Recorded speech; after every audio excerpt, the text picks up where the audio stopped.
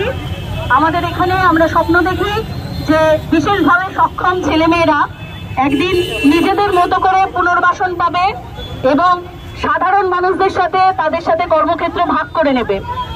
আজকে যখন কর্মক্ষেত্রে এইরকম একটা যৌন নিগ্রহের শিকার হতে হয়, আজকে যখন কর্মক্ষেত্রে একজন ডাক্তার তাকে এইরকম একটা বিভৎসতা, এরকম একটা মর্মান্তিক ঘটনার সম্মুখীন হতে হয়, তখন আমরা মনে মনে প্রমাদ গুলি। এই সমাজে এই কর্মক্ষেত্রে আমরা পৌঁছে দিতে চাইছি এই সমস্ত বিশেষভাবে সক্ষম ছেলে মেয়েদের। তাদের সেফটি কে দেখবে? আমাদের সমাজ কি আদৌ তৈরি হয়েছে?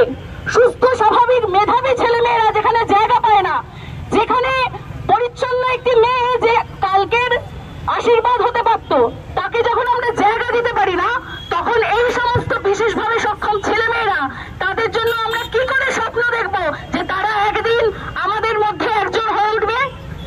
আজকে এখানে আমরা এসে উপস্থিত হয়েছি, আজকে আমাদের সাথে আছে বিশেষভাবে সক্ষম মেয়েরা। তাদের জীবন, তাদের যৌবন, তাদের অবস্থা আরো বিপন্ন। আমরা জানি না আমাদের চারপাশে কিরকম নৃশংস মানুষ, কিরকম তাদের মানুষ বলা অন্যায়, যাদের পাশবিক থাবা এদের জন্য এগিয়ে আসছে। আমরা চাই প্রত্যেকের জন্য একটা সুস্থ সুরক্ষিত জীবন, এমন একটা সমাজ যেখানে প্রত্যেকে কাজ করার, নিজের অধিকার প্রতিষ্ঠা